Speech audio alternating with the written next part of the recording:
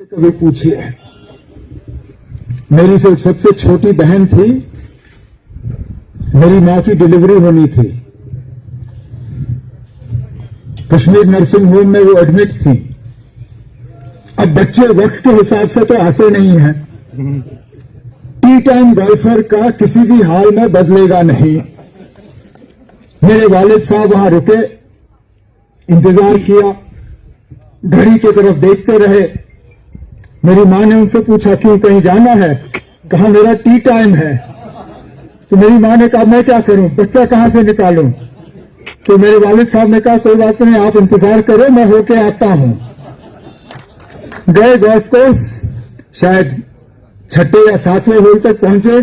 वहां से फिर खबर आई कि डिलीवरी हो गई है।